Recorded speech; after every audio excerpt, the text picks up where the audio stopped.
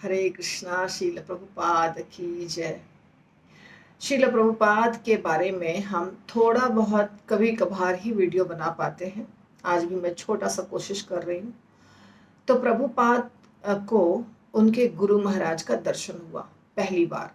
प्रभुपाद जानते नहीं थे कि ये उनके गुरु होंगे, वो तो जाना भी नहीं चाह रहे थे, लेकिन उनके दोस्त, ये भगवान का अरेंजमेंट था, योजना थी भगवान की, कैसे उनको गुरु से मिलवाना था या जो भी हुआ, इतना महान कार्य हुआ। पर प्रभुपाद जाना बिल्कुल नहीं चाह रहे थे, किसी भी साधु से मिलना नहीं चाह रहे थे। उनके दोस्त उनको ले गए। फिर वो वहाँ पहुँचे उस कमरे में जहाँ भक्ति सिद्धांत सरस्वती ठाकुर गोस्वामी महाराज बैठे हुए थे। प्रभुपाद को एटिकेट पता था, उन्होंने दंडवत प्रणाम किया और अभी कुछ बातें शुरू भी नहीं हुई थी, पर प्रभुपाद के व्यक्तित्व को देख करके, या भगवान की योजना थी कि भक्ति सिद्धांत सरस्वती ठाकुर महाराज ने कहा कि तुम अंग्रेजी भाषा में प्रचार करो, तुम पढ़े लिखे युवक हो, तुम्हें ऐसा करना चाहिए पाश्चात्य देशों में जाकर के, ऐसा उन्होंने कहा।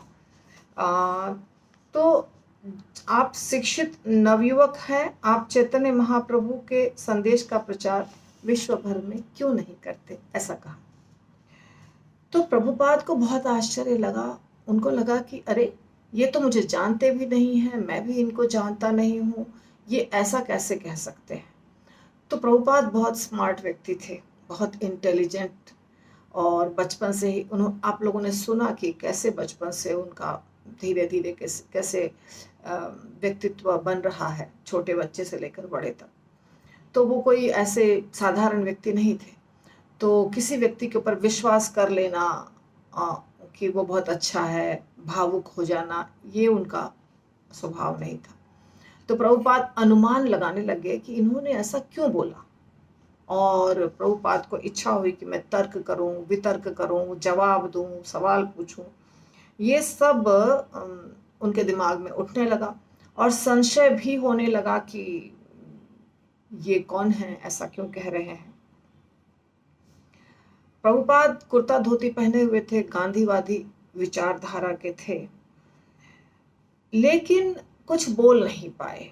ये भगवान का ऐसा पूरा अरेंजमेंट, ऐसी योजना थी कि प्रभुपाद कुछ बोल नहीं पाए, क्योंकि जिनके सामने बैठे थे वो इतने महान व्यक्ति थे कि प्रभुपाद बोल नहीं पाए। देखिए, प्रभाव होता है। यदि कोई सच्चा साधु है, सच्चा भक्त है, तो उसके पास बहुत शक्ति होती है, उसके चारों तरफ ऑरा होता है, शक्ति होती है। उनके सामने बहुत मुश्किल होता है किसी को तर्क वितर्क करना या बिना सोचे समझे बोलना, थोड़ा कठिन होता है। तो प्रभुपाद नहीं बोल पाए। और भक्ति सिद्धांत सरस्वती महाराज के सामने उनके बहुत सारे शिष्य बैठे हुए थे, जैसा हमने आपको पिछले एपिसोड में बताया था। तो वो प्रवचन दे रहे थे, शिक्षा दे रहे थे अपने शिष्यों को। अब ये दो व्यक्ति गए थे, एक प्रभुपाद और एक उनके दोस्त। तो ये भी बैठ करके सुनने लग गए। सुनना ही था। हम भी जब कहीं जाते हैं किसी प्रवचन में, भले हम उनको महाराज को जानते हो या नहीं जानते हो, हम क्या करते हैं, बैठ के सुनते हैं। तो ये सुनने लग गए। उनके प्रवचन को सुनते सुनते प्रभुपाद का विचार बदल गया। प्रभुपाद ने सोचा, समझा कि मैं इनसे इतना आकर्षित क्यों हो रहा हूँ। प्रभुपाद उनसे आकर्षित होने लग गए। फिर उन्हें लगा, इनसे मैं इतना आकर्षित क्यों हो रहा हूँ, जबकि ये तो, मैं तो आना भी नहीं चाह रहा था। तो अपने आप उनको उत्तर भी मिला कि ये जो व्यक्ति हैं, ये जो हमारे सामने प्रवचन दे रहे हैं, इनके बातों से, इनके हर चीज से मुझे ये समझ में आ रहा है कि इन्होंने अपना पूरा जीवन चैतन्य महाप्रभु के लिए लगा दिया है, और यही कारण है कि मैं इनके तरफ आकर्षित हो रहा हूं, और यही कारण है कि इतने सारे लोग इनके सामने बैठे हुए हैं। तो अब प्रभुपाद सोचने लग गए कि मैं कमजोर पड़ रहा हूं, मैं हार गया। इस व्यक्ति के सामने, इनके सामने, इस व्यक्ति, अभी प्रभुपाद ने गुरु नहीं माना था ना, इसलिए मैं, मेरे मुंह से भी निकल रहा, इनके सामने मैं छोटा पड़ गया, मैं हार गया, ऐसा उनको लगने लगा। और ज्यादा से ज्यादा सुनना चाह रहे थे उनको, ऐसा चाह रहे थे कि मैं बहुत सुनूं। श्रील भक्ति सिद्धांत सरस्वती ने उनको कहा,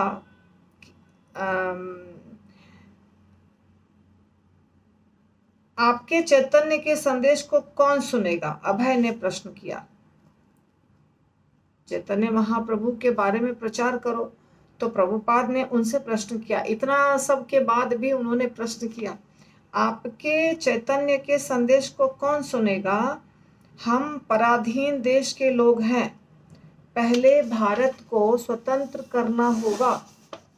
अंग्रेज शासन के अधीन रहते हुए हम भारतीय संस्कृति का प्रचार कैसे कर सकते हैं? ये प्रश्न उठाया प्रभुपाद ने। और जो प्रश्न उठाया उसके पीछे अभिमान नहीं था कि प्रभुपाद चैलेंजिंग क्वेश्चन नहीं पूछ रहे थे, उनको लग रहा था कि ऐसा हो सकता है, ऐसा होगा, इसलिए वो ऐसा पूछ रहे थे। तो चुनौती नहीं था, थोड़ा चुनौतीपूर्ण दिख रहा था। तो भक्ति सिद्धांत सरस्वती ठाकुर गोस्वामी महाराज ने क्या कहा, देखिए, सुन लीजिए। शांत और गंभीर स्वर में कहा, कृष्ण चेतना को भारतीय राजनीति में परिवर्तन की प्रतीक्षा नहीं करनी है, न ही वह इस बात पर निर्भर है कि शासन कौन करता है। कृष्ण चेतना इतनी महत्वपूर्ण है कि अनन्य रूप से इतनी महत्वपूर्ण है कि वह प्रतीक्षा नहीं कर सकती। सच बात है। देखिए, भगवान कृष्ण तो सबके मालिक हैं। ऐसा नहीं कि अंग्रेजों के मालिक नहीं हैं, मुसलमानों के मालिक नहीं हैं, क्रिश्चियन के मालिक नहीं हैं, वो तो सबके मालिक हैं। ये हिंदू, मुसलमान, सिख, ईसाई, ये तो हमने यहाँ पे थोड़े मुट्ठी भर लोग हैं जो बंटवारा किए हैं, अलग अलग प्रकार से अलग अलग कल्ट को फॉलो कर रहे हैं, अलग अलग धर्म को फॉलो कर रहे हैं, अलग अलग मान्यता है, अलग अलग सोच है, उसको हम फॉलो कर रहे हैं, इसलिए अलग अलग नाम हो गया है। परंतु भगवान कृष्ण क्या कहते हैं? अहम बीज प्रदः पिता, मैं बीज देने वाला पिता। भगवान कृष्ण ने ही सबकी उत्पत्ति की है, चाहे वो मनुष्य हो, चाहे वो पशु हो, चाहे वो पेड़ हो, चाहे वो पक्षी हो, चाहे कीड़े हो। तो हर मनुष्य, जितना भी दुनिया में मनुष्य हैं, वो सबके पिता कृष्ण ही है। ऐसा नहीं है कि हमारा ये धर्म है और हमारे धर्म के मनुष्य के भगवान कृष्ण है, और जो दूसरा धर्म है उसके भगवान दूसरे हैं। दूसरे कैसे हो जाएंगे भगवान, बताइए? ये संभव नहीं है।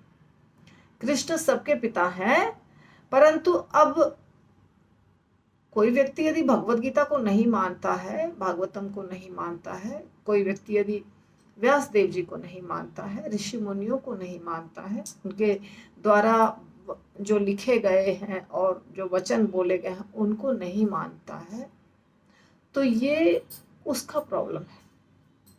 वो जाकर के अपना कुछ अलग शास्त्र बनाता है या कुछ अलग तरीके से कुछ और फॉलो करता है। जैसे मान लीजिए किसी व्यक्ति के 4 पुत्र हैं और वो 4 पुत्र, चारों के चारों पुत्र जो हैं वो उस व्यक्ति का बात नहीं मानते। 1-2 मानता है, 2 नहीं मानता है, तो वो घर से निकल जाता है, कुछ अलग कहीं और जाके किसी और के सहारे अलग तरीके से अपना जीवन बिताता है। तो क्या उसका वो पुत्र नहीं हुआ? फिर भी उनका ही पुत्र वो दोनों भी कहलाएगा और उसके पिता वही कहलाएंगे, चाहे वो बात माने चाहे वो बात नहीं माने। इसी प्रकार कृष्ण सबके पिता हैं।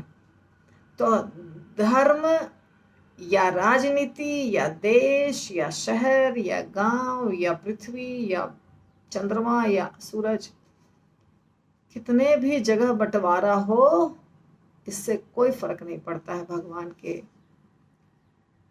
भगवान के ज्ञान या भगवान के वचन या कृष्ण भावनामृत, इसका प्रचार और प्रसार तो हर स्थिति में करना ही पड़ेगा, कोई माने या कोई नहीं माने। इसका बंटवारा से, राजनीति से, किसी भी चीज से इसको कोई फर्क नहीं पड़ता है। यही चीज भक्ति सिद्धांत सरस्वती ठाकुर गोस्वामी महाराज ने बताया। प्रभुपाद शांत हो गए, उनको समझ में आ गया कि मैं साधारण व्यक्ति के सामने नहीं बैठा हूं। तो आज का यहीं तक। हरि बोल।